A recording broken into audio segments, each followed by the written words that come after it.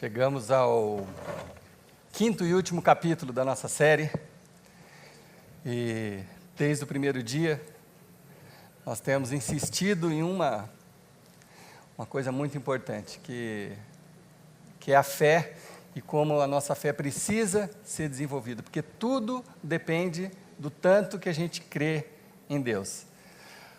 A nossa vida depende disso, as nossas atitudes dependem disso, a educação dos nossos filhos, tudo depende do tanto e como a gente crê em Deus. E semana passada eu fiz um resumo do início de todas as coisas lá no Novo Testamento, que o que aconteceu com Adão e Eva foi que eles criam em Deus, eles viviam no paraíso, e em algum momento eles foram questionados, e a serpente, a representação do mal, os convenceu de, talvez não seja bem assim. Então, o pecado original foi exatamente deixar de crer que o que Deus estava falando era daquele jeito.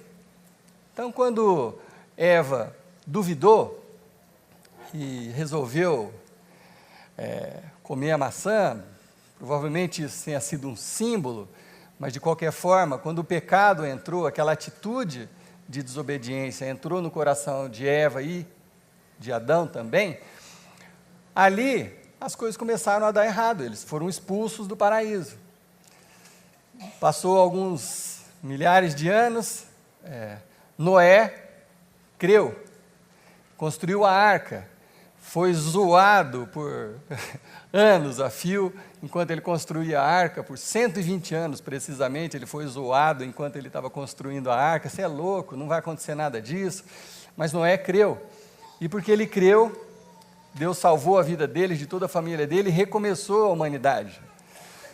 Umas centenas de anos à frente, Moisés foi outra pessoa que creu. E porque Moisés creu, ele libertou o povo escravo do Egito e ensinou aquele povo durante 40 anos a crer. Eu já falei isso na semana passada, não preciso repetir, mas a demora que o povo teve no deserto foi porque o povo, na verdade, não cria. Não estava exatamente no ponto que Deus tinha planejado para eles, de confiança nele. Então, durante 40 anos, a fé deles precisou ser desenvolvida. Quando eles creram, eles chegaram à terra prometida. E foram abençoados. E aí, quando chegaram à terra prometida, aquela terra foi dividida em 12 tribos, que são os filhos, os irmãos de José, e estava tudo muito bem, e eles eram governados por juízes. Não tinha rei, porque dava tudo certo, todo mundo estava calminho, todo mundo estava bem, mas lógico. Passado um tempo, começaram a não crer, porque estava tudo redondinho. Então, quando está tudo redondinho, você perde o foco, você para de prestar atenção. Então, quando o povo deixou de crer, os juízes já não eram mais suficientes para controlar o ímpeto daquele povo.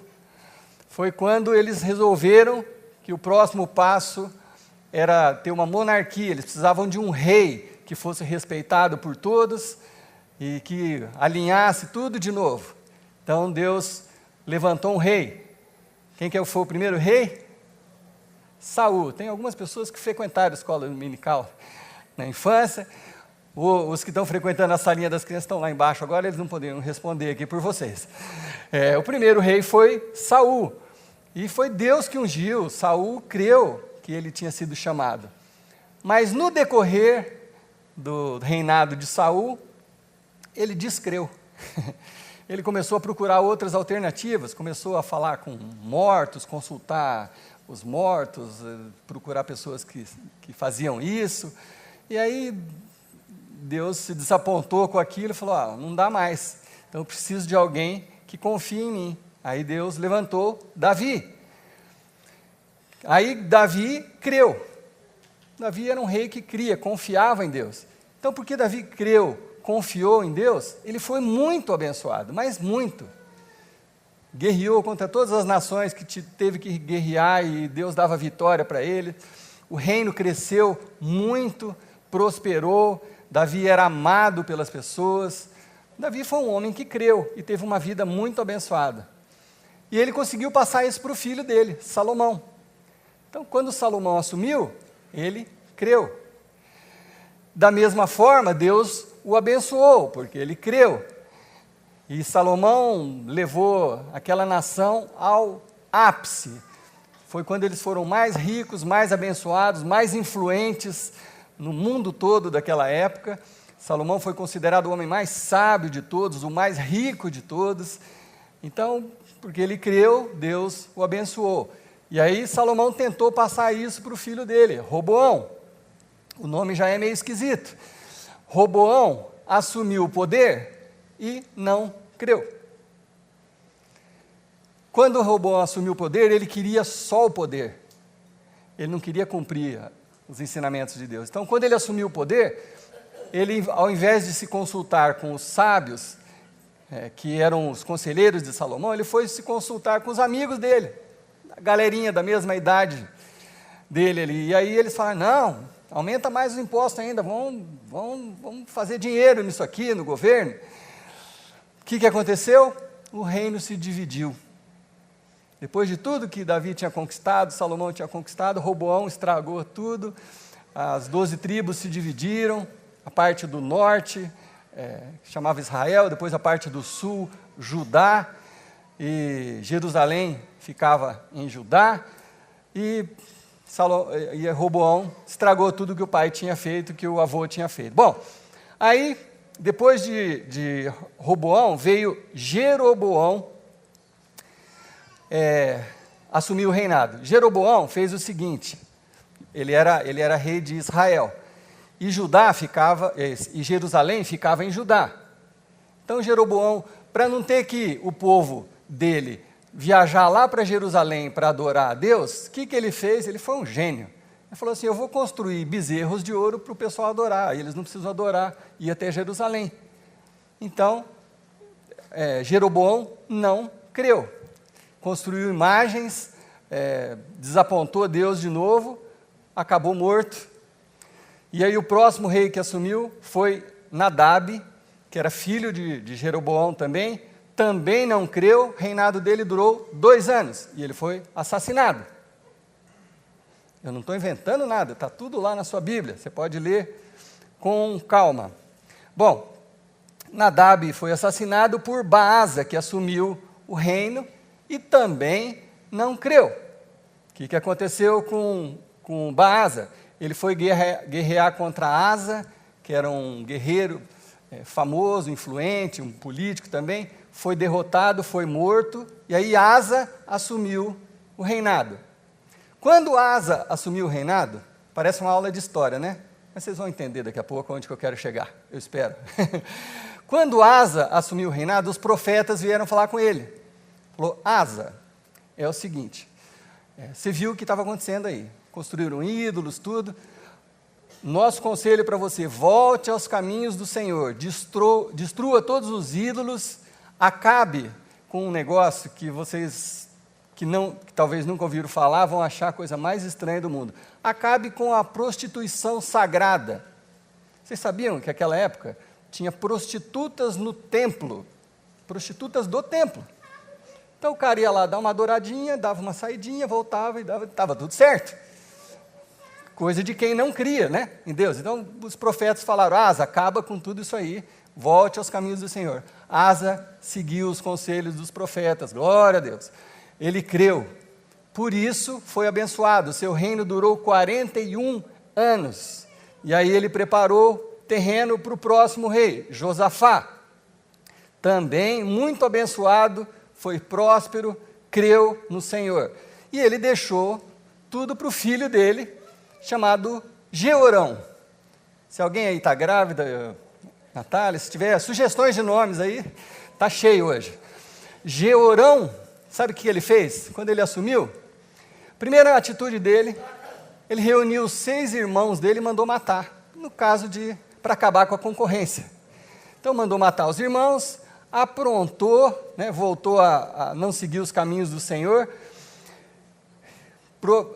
sofreu também, e aí ele ainda fez uma outra coisa que desagradou a Deus. Ele casou com a filha do rei Acabe, que era outro que não seguia os conselhos de Deus, aquele que teve um embate com Elias, o profeta Elias. E o próprio profeta Elias chegou para o Georão e falou o seguinte: mano, você não creu, você não está seguindo os caminhos do Senhor, você vai ser morto, toda a sua família vai ser morta, exceto um filho, que ele vai ser o próximo rei, e você vai sofrer no final da sua vida, você vai morrer com muita dor. E Deus revelou aquilo para Elias, Elias falou para Georão, ele não se importou muito, aconteceu tudo como o profeta falou, e a morte dele foi horrorosa, a profecia dizia isso, ele morreu com os intestinos para fora do corpo. Não sei nem dizer para vocês que tipo de problema que foi aquele, mas a Bíblia conta isso, que ele morreu com os intestinos para fora, e a Bíblia coloca um relato, um detalhe muito curioso, triste, que sem que ninguém lamentasse a sua morte. Morreu sozinho, sofrendo, sem que ninguém lamentasse a sua morte. Não creu. E aí, eu não vou falar de todos os reis, porque demoraria muito, mas aí houve uma sucessão de reis, até chegar ao último rei, há 500 anos já antes de Cristo, o último rei de Judá, chamado Zedequias. Zedequias também não creu. Então ele foi deposto, foi exilado, e no governo dele, o Império Babilônico conquistou Judá, incendiaram a cidade sagrada de Jerusalém, e foi esse o fim de Zedequias.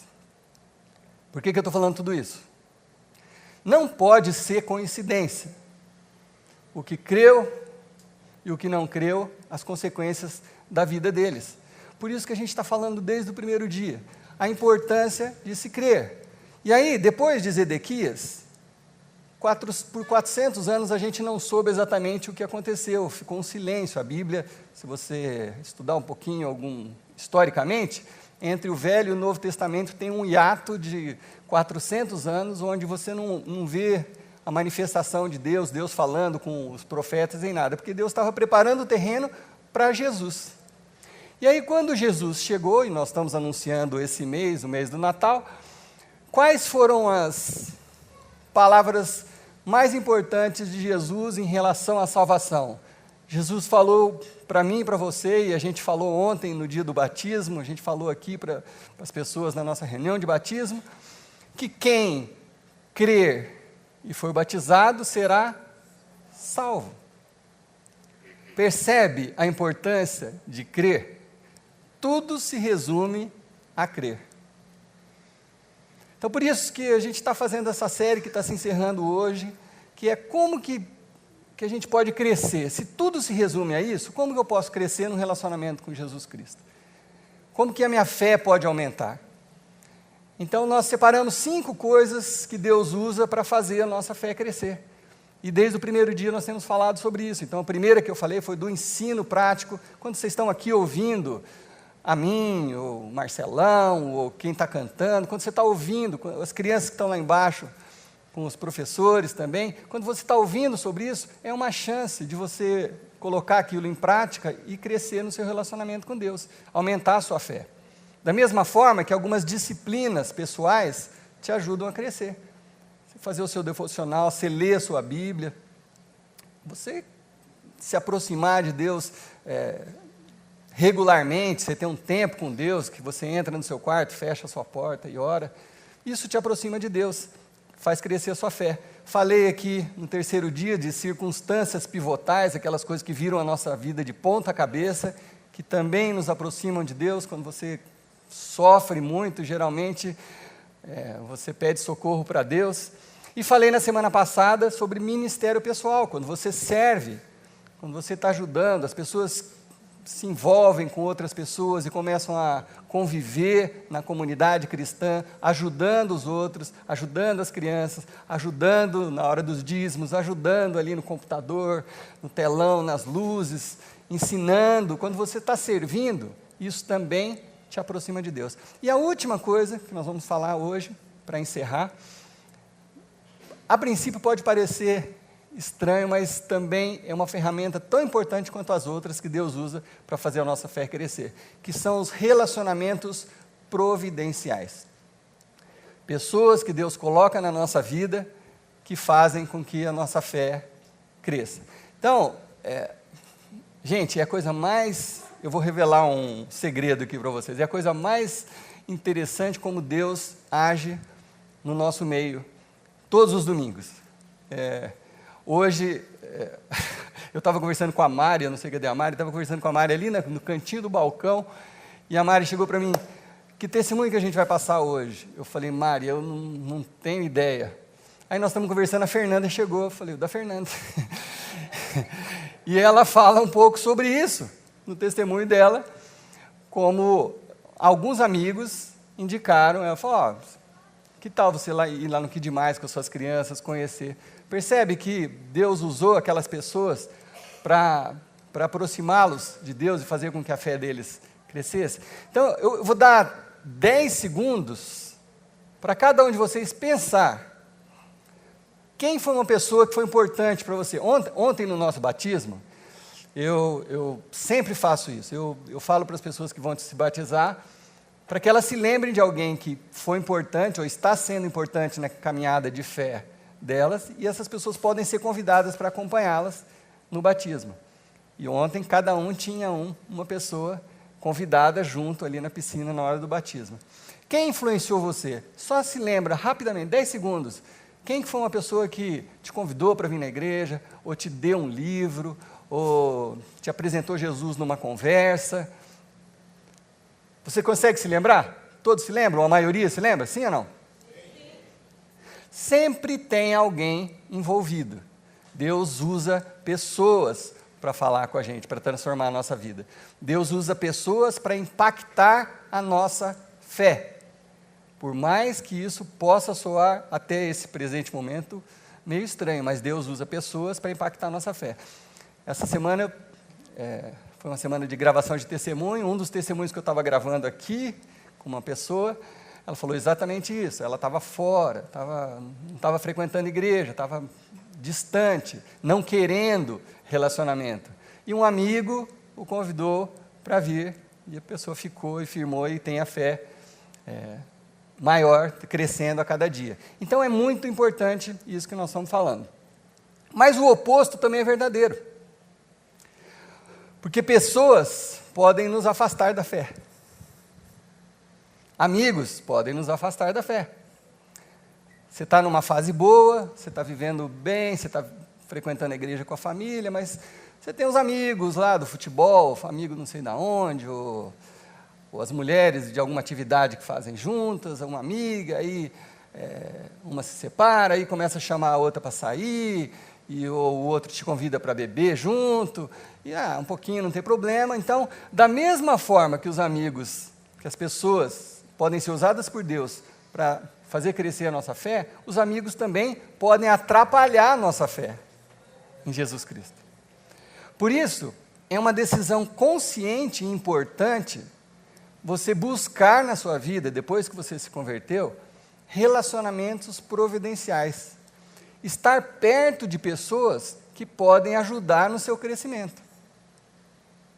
O que eu não estou falando? Não estou falando que é para você se afastar de todo mundo que não é crente. Eu não estou falando isso. Alguém ouviu falando isso? Eu não estou falando isso. Óbvio que não.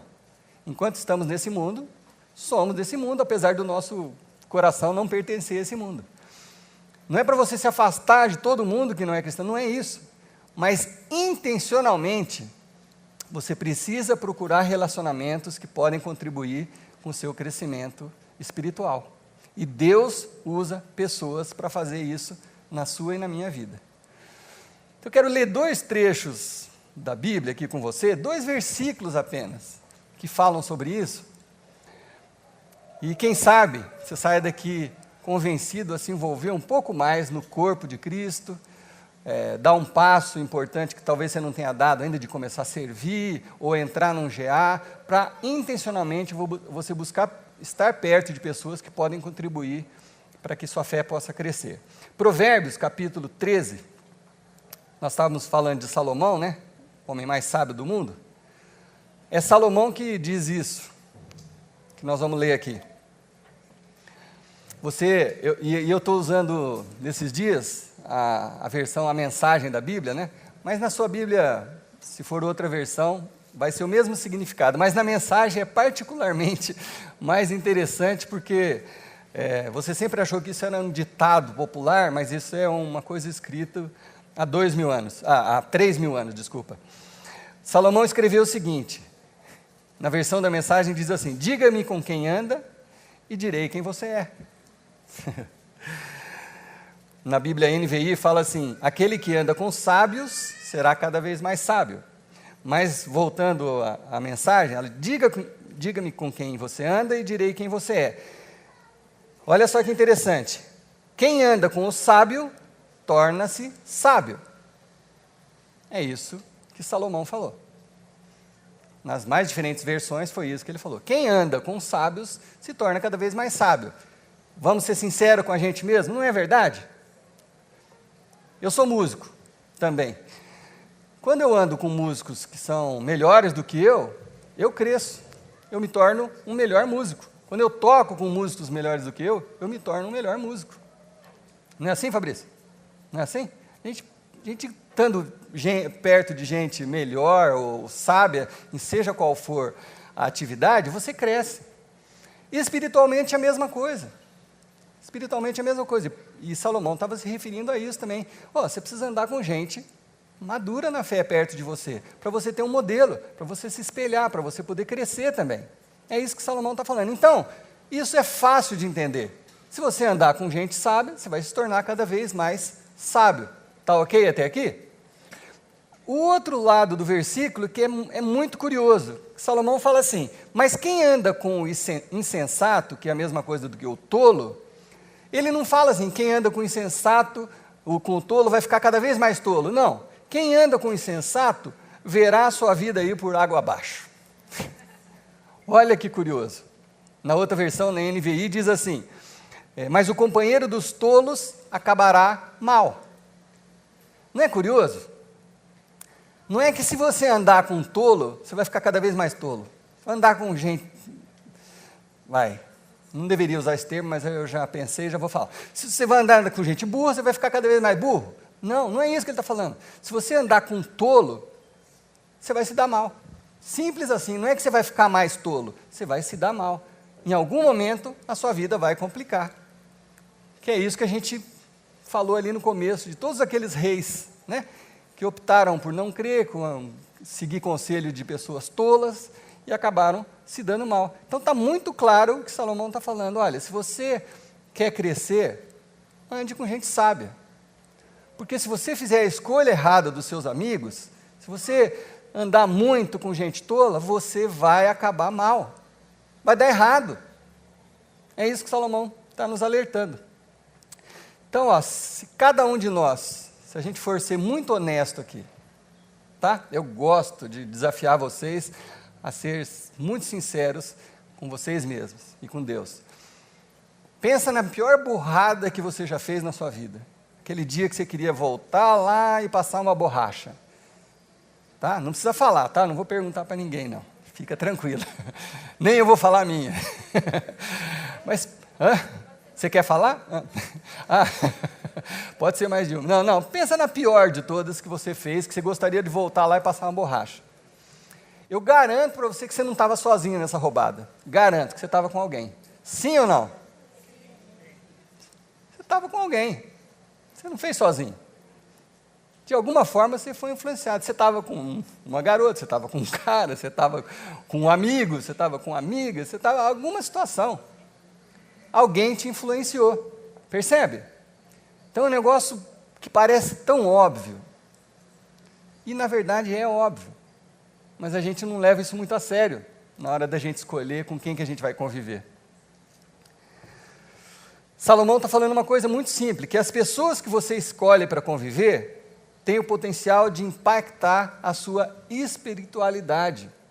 As pessoas que você escolhe para conviver geram um impacto na sua espiritualidade. Você nunca tinha pensado nisso?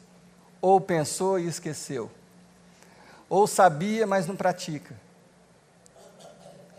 As pessoas que convivem com você impactam a sua espiritualidade. Então, a sabedoria que Salomão tenta nos passar, qual é? Conviva com gente sábia. conviva com gente que possa te puxar, te influenciar para o bem. Essa semana aconteceu uma coisa curiosa comigo. De vez em quando, 2, 3 vezes por semana, eu saio para correr, porque depois de uma certa idade, se você não fizer isso, você está muito mal. Então, eu tenho que fazer isso. O ideal é que você faça sempre, né? Mas eu faço. Então, acho que exatamente terça-feira, saí para correr e aconteceu uma coisa interessante. Eu saio da minha casa, vou até no aeroporto, dou uma volta e volto correndo. Mas estava um sol, porque às vezes eu pego meu horário de almoço para correr, era 11h30, estava um sol de torrar mamona. Então eu fui, dei a volta, a hora que eu estava voltando eu não aguentei, comecei a andar. Aí a hora que eu estou andando, passa o Palmiro ali de carro, fala, para de moleza aí, rapaz, vamos correr. Eu falei, obrigado, aí eu saí correndo. Aí eu puxei força de novo, corri mais uns 200 metros, aí falei, não aguento. Comecei a andar de novo, passa a Kelly, buzina de carro. Eu falei, mas peraí. Aí eu peguei uma energia de novo, corri até em casa. Uma bobagem, né? Mas você vê como assim, os amigos podem te ajudar, né? Depois eu fiquei pensando, eu falei assim, estava fácil para eles porque os dois estavam de carro, né? Ninguém estava ali no meu lugar. Mas de qualquer forma, foi uma boa influência para mim. 2 grandes amigos meus, queridos, né? Uma muito mais querida do que o outro, enfim. Mas eu te amo também, Palmiro, lógico. Mas que, de alguma forma simples, boba, só para que a gente possa contextualizar o que a gente está falando, me motivaram naquele momento que eu estava precisando. Quer dizer, são amigos. Salomão está falando um pouco disso aqui. Então, existe um potencial enorme nas pessoas que você escolhe para conviver, de fazer a sua fé crescer ou decrescer. E a escolha é sua. Se você vai andar com sábios ou com tolos, a escolha é sua. Eu não posso escolher por vocês. Eu gostaria de escolher por todo mundo. Você anda com você anda com fulano. Eu gostaria, mas eu não tenho a menor condição de fazer isso. Mas você tem. Só você tem. Você é que faz esse tipo de escolha, né? O apóstolo Paulo fala sobre isso também. Mais um último versículo, lá em 1 Coríntios. E olha que curioso. O apóstolo Paulo está explicando para os crentes, não é para os não crentes. O apóstolo Paulo estava explicando para os crentes a importância da fé. Ele estava reexplicando toda a natureza da fé. A morte de Jesus, a ressurreição de Jesus, como isso é a base da nossa fé. E Paulo chega a dizer assim, gente, se você não acredita nisso, então vai fazer outra coisa, nós estamos perdendo tempo aqui. Se você não crê na ressurreição de Jesus, nós estamos perdendo tempo aqui, porque aí foi isso que mudou tudo. O fato de Jesus vir, morrer pelos nossos pecados e ressuscitar. Isso nos deu esperança de que nossa vida não acaba nesses anos aqui na Terra. Então Paulo chega a ser radical, ele fala, se você não crê nisso, vai fazer outra coisa. Agora, se você crê ou se você deseja crer, é isso que vai fazer a diferença na sua vida. Então Paulo está explicando isso para os crentes, E aí ele fala uma coisa muito simples, muito verdadeira, que todos nós sabemos, mas que às vezes a gente esquece. E você achava também que era outro ditado popular. Paulo fala assim, portanto lembrem-se, as más companhias destroem os bons hábitos. Você achou que isso era outro ditado popular, né? Mas o apóstolo Paulo falou isso 2000 anos atrás. As más companhias destroem os bons costumes, que talvez na sua versão esteja escrito dessa forma. Bom, eu não sei que tanto sua vida já foi impactada negativamente por uma má companhia. E eu não sei que tanto que você hoje está atento a isso na sua vida. Ou você acha assim, eu tiro de letra, não, deixa comigo, eu sei até onde eu vou. Não sabe, anota aí, não sabe, a gente não sabe. A gente prevê, mas as situações vão se mudando, o contexto vai mudando, a situação muda.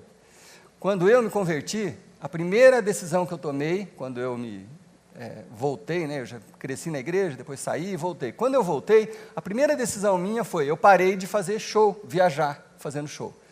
Naquele momento, naquele contexto, para mim era fundamental trocar meu ambiente de convivência.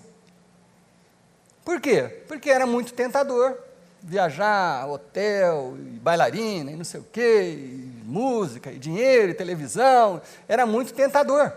Naquele momento, eu não tinha estrutura, quem sabe, para ficar falando não por muito tempo. Então, naquele contexto, naquele momento, eu falei, eu vou parar. E aquilo me custou caro, tá? Porque eu ganhava aqui, fui parar aqui. Aquilo me custou saúde, dinheiro, custou uma série de coisas. Mas eu queria me aproximar de Deus. E aquele foi o preço que eu tive que pagar naquele momento. Eu precisei mudar de amigos. Já tivemos aqui, entre nós, um grande amigo meu também, que um dia bateu o carro, embriagado, com a filha do lado, quase matou a filha, veio falar comigo, ele não era frequentador daqui, eu falei, fulano, você precisa mudar de amigo. Porque todos os seus amigos... Você chegou, o cara já coloca uma cerveja, já coloca uma vodka, porque já sabe, você já está convivendo com esse povo. Não é que eles sejam maus, mas eles te levam para o mau caminho. Então, assim, naquele momento, talvez seja melhor você cortar aqueles relacionamentos por um tempo, ou diminuir a frequência com que você os encontra. Começa a conviver com gente que pensa diferente. Começa a conviver com pessoas que estão buscando crescer no relacionamento com Jesus Cristo, buscando valores da Bíblia, da Palavra de Deus, a família. Começa a conviver com gente assim, se você quer resultados diferentes. Graças a Deus ele fez, e mudou. Enfim, por quê? Essa frase eu repito ela já há alguns anos, porque os amigos, eles determinam a qualidade e a direção da sua vida. Olha o grau de importância disso. Os seus amigos, eles determinam a qualidade e a direção da sua vida. Foi isso que Salomão falou lá, quando ele falou, olha, me diga com quem você convive, eu vou te dizer quem você é.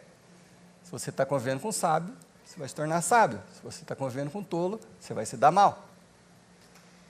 Os amigos determinam a qualidade e a direção da sua e da minha vida. Bom, como que nós, como igreja, podemos ajudar vocês nisso? A gente pode oferecer oportunidades de você se conectar com pessoas que estão pensando diferente do que a maioria aí fora.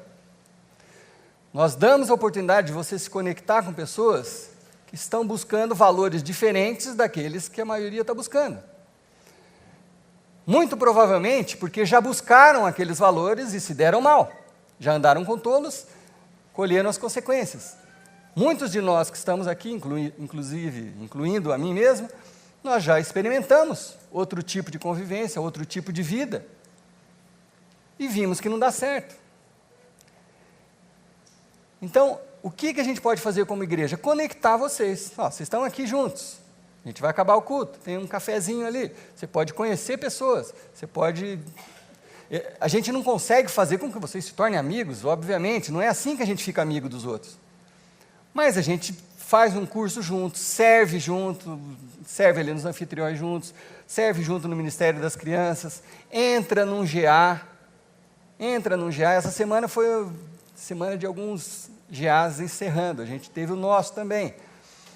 O GA, a gente se encontra toda semana com um grupo de pessoas, que a gente já procura pessoas que têm o mesmo tipo de afinidade, casais com filhos, casais sem filhos, homens solteiros, mulheres solteiras, já tentando achar algum tipo de afinidade, que é isso que a gente pode fazer, você percebe? A gente não pode fazer muito mais do que isso. A gente pode criar essas oportunidades. Agora, a decisão de procurar, frequentar, estar junto, servir junto, entrar num GA, ir num batismo, ir não sei aonde, estar junto com a família de Cristo, é só você que tem essa decisão na sua mão. E isso eu não posso decidir por você, nenhum dos nossos líderes pode decidir por você.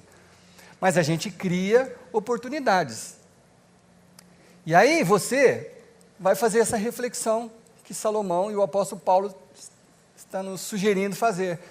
Será que eu estou andando com gente sábia? Será que eu estou convivendo com pessoas que vão me ajudar a crescer, impactar minha fé, para que ela possa crescer e não diminuir? Será que eu estou fazendo essas escolhas? É essa a oportunidade que a gente dá para vocês. É fácil se envolver com outras pessoas novas? Óbvio que não. Vocês não precisam falar para a gente o óbvio, a gente sabe o óbvio. Claro que não é fácil. É fácil você dar o passo de separar uma noite na sua semana para estar num GA e toda noite toda semana, aquele dia tem aquele compromisso? Claro que não. Isso é óbvio. Você não precisa falar isso para mim. Eu sou, talvez eu sou o que menos tem noite livre na semana. Você acha que é fácil para mim? Toda quinta-feira eu tenho compromisso com o meu GA? Você acha que algumas quintas-feiras que o GA foi desmarcado de última hora, eu não cheguei e falei, yes! Não conta para ninguém. Ih, o meu GA está aqui. Desculpa, gente. Foi uma vez só. Lógico que nem sempre você está com aquela disposição, aquela animação e tudo. Mas é muito legal se você insistir, porque tudo depende de insistir. Quando você tem que mudar um hábito na sua vida, quando você começa a fazer exercício, quando você começa uma dieta, você precisa insistir. Não é só saber, você tem que insistir naquilo. E aí, quando você insiste, você colhe os resultados. Ah, é difícil, eu sou tímido. Tudo certo, é difícil para todo mundo. Vamos dar um jeito, vamos conectar, vamos buscar pessoas que possam estar com você na hora que você precisa. Porque o GA é isso. O GA é ele ver você andando e bater no carro, ô, moleza, corre aí. Na nossa vida espiritual. É isso que é o GA. Sabe, são pessoas que estão acompanhando a sua vida e podem te dizer naquele momento, olha, cara, vamos estudar sobre isso aqui, vamos estudar sobre relacionamento, vamos estudar sobre os dons, vamos estudar sobre coisas que possam fazer a nossa fé crescer. É esse o nosso desafio. Então, para concluir, eu tenho duas coisas para dizer para vocês. Primeiro, nós damos essa oportunidade. Então, nós temos diversos ambientes aqui na capela. Temos o GEAS, como eu acabei de falar, temos o servir, é uma forma de você se conectar, fazer o ponto de partida é outra forma de você conectar, participar do Fusion, que é o nosso grupo de jovens, do Transit, que são os nossos adolescentes, são formas de você se conectar. Das crianças que estão lá embaixo, trazer o seu filho, seu sobrinho, seu neto. Oi? O grupo de oração, que é o nosso grupo que se reúne toda quarta-feira aqui para orar. São ambientes que a gente oferece para que vocês se conectem. Então, assim, o passo é de vocês. Então, a primeira coisa, para concluir, eu quero que quem quiser dar esse passo, a hora de ir embora, procura alguma pessoa ali na frente e fala, ó, para 2019, porque 2018 está acabando, para 2019 eu quero entrar no GA. Mas já vou avisando, eu sou tímido, eu sou mal-humorado, não tem problema. Nós somos todos parecidos. Mas deixa o seu nome ali, com o Washington, com a Giane, e fala, olha, eu quero entrar no GA no ano de 2019 com a minha família. Eu quero ver o que vai dar isso, mas eu estou precisando disso. Né? Ou então deixa o seu nome para você servir, ou deixa o seu nome para você participar de qualquer outro ministério aqui, seja o que for. Fazer um ponto de partida, que a gente vai começar uma turma em janeiro também, final de janeiro. É um jeito de você se conectar com pessoas que podem impactar a sua fé positivamente. A segunda coisa que eu quero falar para concluir é que hoje não é um dia fácil para eu estar aqui falando com vocês. Não é um dia fácil. Hoje a gente acordou hoje com uma notícia bombástica, assim, alguns aqui já sabem do que eu estou falando, um grande amigo nosso que frequentou a capela aqui no comecinho da capela, servia no Que Demais, um cara maravilhoso. Essa semana olha que coisa boba, assim, ele comeu uma coisa estragada, começou a vomitar, e isso fez com que o esôfago dele perfurasse, a comida entrou no pulmão, ele foi internado na UTI, fez 2 cirurgias, e hoje a notícia que nós recebemos de manhã, Marcelão está aqui, algumas pessoas que a gente compartilhou de manhã, a notícia é que ele tinha 10% de chance de vida. Para quem ainda não sabe o que eu estou falando, é o Andrezão, que fazia par com o Marcelão aqui, de anfitrião do Que Demais. pessoa querida, eu estou arrepiado aqui, ó. Pessoa muito querida, muito querida. O que veio no meu coração quando eu recebi a notícia? Primeira coisa, vamos orar pelo André, acionei o grupo de oração, todo mundo começou a orar por ele. E aí me veio na memória a história do André, sabe, a caminhada dele até aqui. O André se converteu aqui na capela, começou a servir, era um cara maravilhoso. Ele vai se recuperar e vocês vão ter a oportunidade de conhecer, quem sabe ele conte o testemunho dele aqui. E eu me lembro claramente, o André morava na Zona Oeste, aqui onde eu moro também, uma casinha bem pequenininha, mas era um lugar delicioso de estar. Minha filha, Luísa, quando era pequenininha, várias vezes ia dormir na casa deles, apaixonada pelo tio André, o tio André brincalhão, alegre, uma figura. E tinham uma vida simples, mas eram pessoas muito, muito felizes. Minha conclusão é que, assim, em algum momento o casal parou de se conversar muito bem, aí eles começaram a mudar o foco da vida, o André começou a focar no trabalho, ele é um cara muito talentoso, começou a ganhar muito dinheiro, começou a viajar, mudaram de Londrina, se afastaram dos amigos, depois voltaram para Londrina. Eu sei que a vida foi tomando outros rumos e outras direções e outras estações. E ao ponto de, sei lá, talvez ele não crer mais.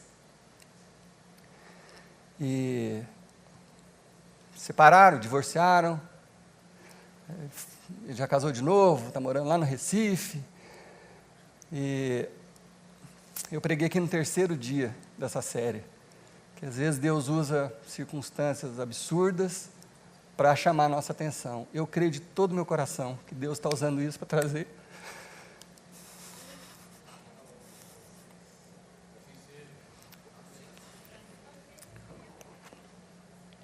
o André de volta.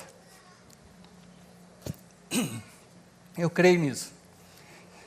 E eu acho que ele tem um chamado para estar aqui, para ser pastor.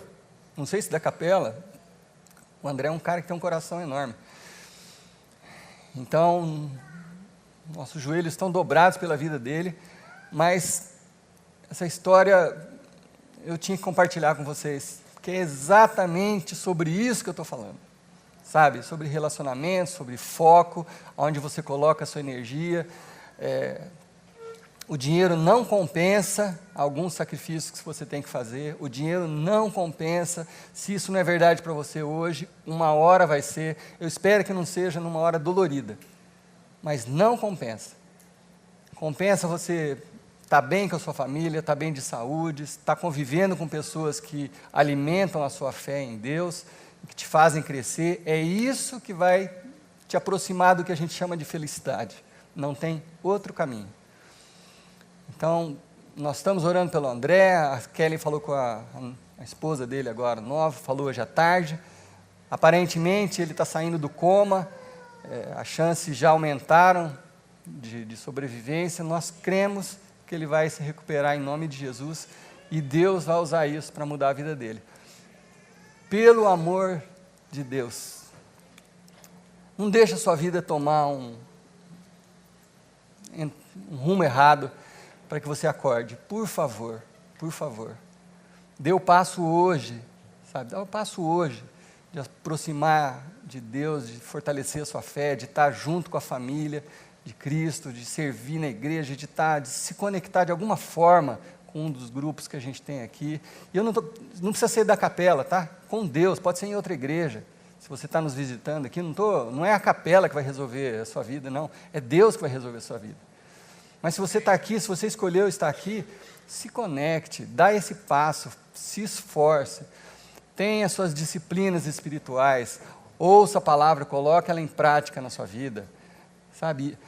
Sirva no ministério, para que nenhuma circunstância desagradável faça você correr para Deus, que você esteja com Deus, e aí quando acontecer alguma coisa desagradável, você não vai sofrer tanto. É isso que a gente tem experimentado, amém? Então eu desafio você, não sai daqui do mesmo jeito não. A gente está acabando o ano, a gente vai começar um ano novo. Esses conselhos que a gente está ouvindo na Bíblia, de Salomão, do apóstolo Paulo, são muito importantes. As escolhas que você faz com as pessoas que você convive, elas vão impactar a sua fé, como todas as outras 4 coisas que nós falamos sobre fazer, que Deus usa para a nossa fé crescer. Amém? Então eu quero orar com você para que 2019 não seja igual a 2018, seja melhor, em nome de Jesus. Pai, quero orar pelo André, Deus, mais uma vez, Pai.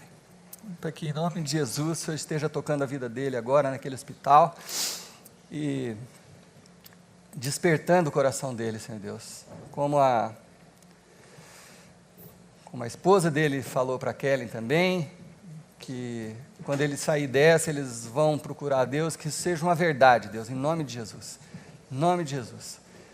Que essa circunstância horrível traga definitivamente o André e sua esposa para te servirem, Deus, lá no Recife, aqui, onde for, Deus, mas para que o Senhor cumpra o seu propósito na vida deles.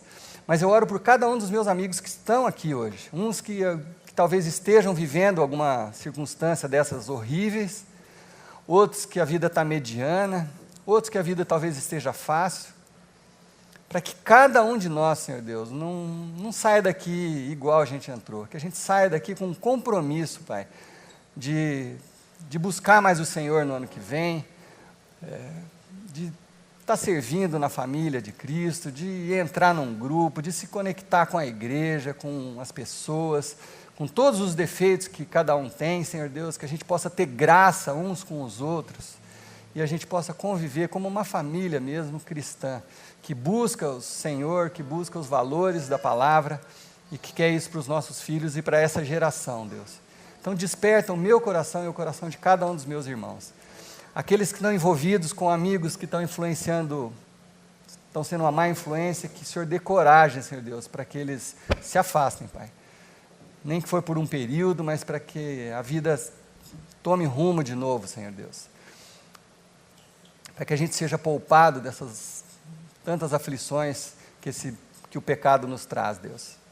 Então eu oro por cada família, Pai, que a gente realmente saia daqui hoje com o propósito de conhecer mais o Senhor, viver mais a palavra, colocar em prática as coisas na nossa vida e assim, Senhor Deus, frutificar e prosperar naquilo que o Senhor tem, no propósito que o Senhor tem para cada um de nós. Em nome do Senhor Jesus Cristo, para a Tua glória. Amém.